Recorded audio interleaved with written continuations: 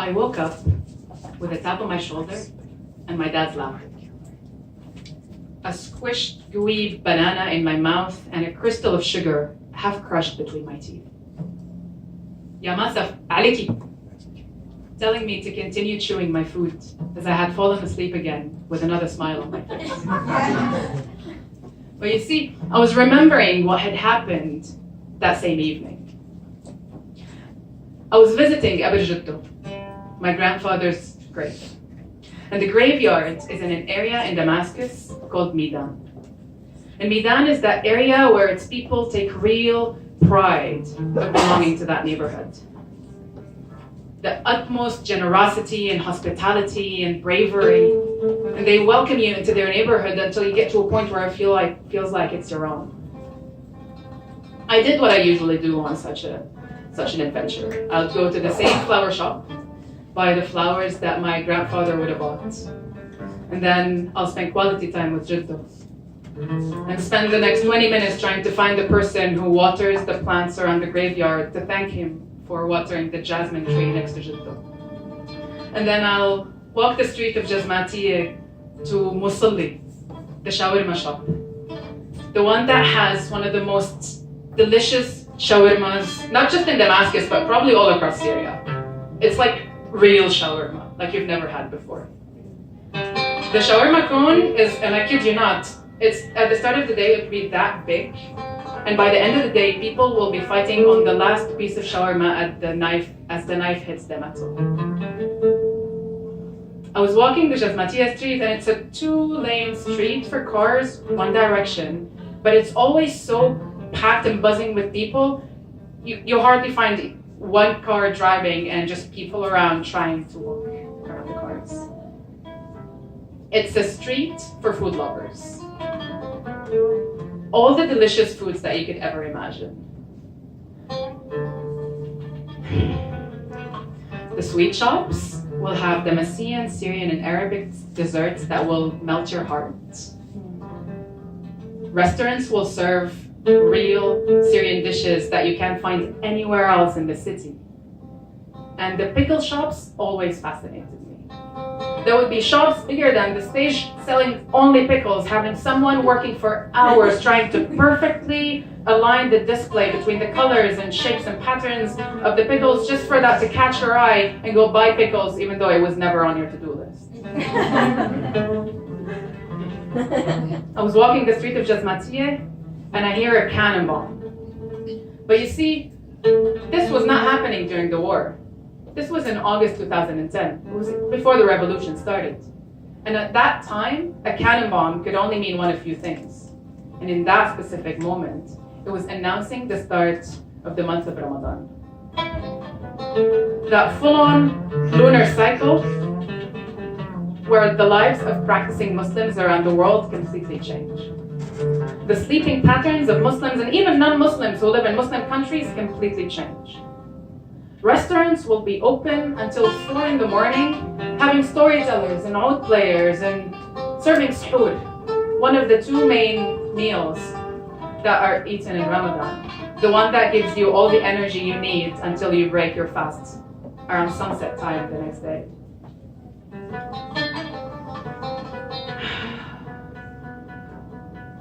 The month of Ramadan is that month of the year where communities come together. No matter how busy family members are, you can make sure that around iftar time, everyone is sitting on one table and eating together, even if they're not fasting. It's that month of year where when strangers knock on our doors asking for food, we gladly obey and serve them with all of our hearts. Restaurants will have signs saying, if you cannot offer to pay for your food, please come in, we'll feed you for free. Strangers and people volunteer their time and energy to make like small goodie bags of snacks and juice and water and stand next to traffic lights waiting for that cannon to hit again to announce for people to break their fast, and they'll just hand those goodie bags to drivers around the streets until they get home to their families, blood families or chosen families, to have their meal with. It's the month of year where the municipality will have a specific job for a person called Saharati And there are so many of them. And حكواتية will be the people walking down the streets of the city at night, hitting on their small little drums, waking people up and calling for them to have suhoor in order for them not to miss their meals and sleep into it.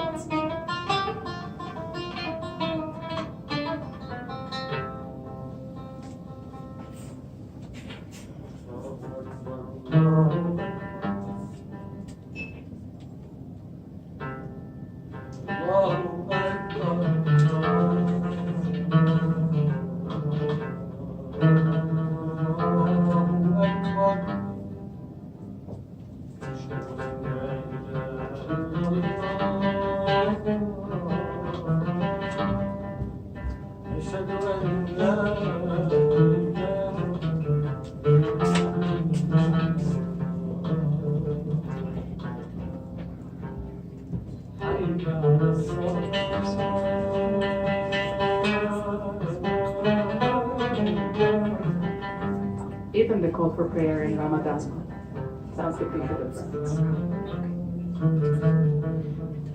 I was walking the street of Jazmatiyya. I heard the cannon bomb, and it happened that I got to experience something that I've never experienced before in my life in Damascus, and I don't know if I'll ever get to experience it again. All the restaurant owners, all the shop owners, people who were in the shops or eating in the restaurants, people from their cars got out of their cars, and everyone was on the street congratulating each other, wishing each other a blessed month to come, and giving each other hugs and kisses and shaking hands with strangers.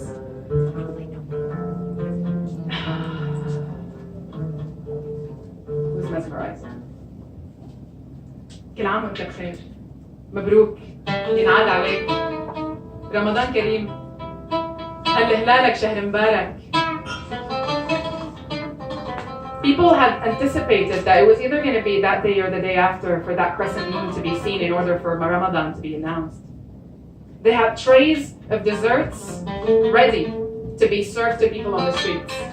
And they were just walking around with trays to strangers, congratulating them for the start of that beautiful holy month.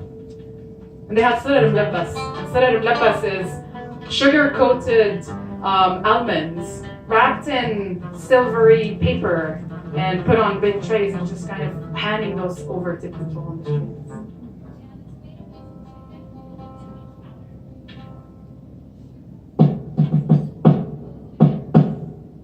يا نايم وحد الدايم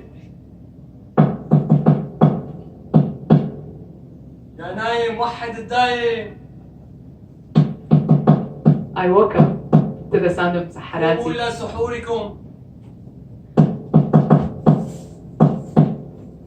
I woke up to the sound of سحراتي. And my dad stepped on my shoulder. My automatic reflex was to chew, but then my mouth was empty that time. So he started laughing and I started laughing. He handed me my glass of water.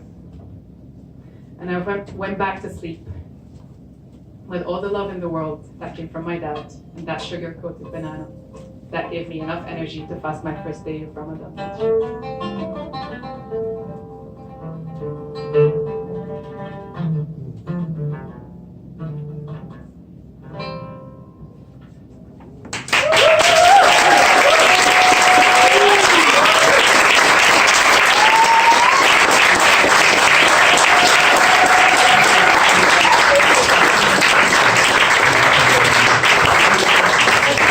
Masa can have it very secure, everybody.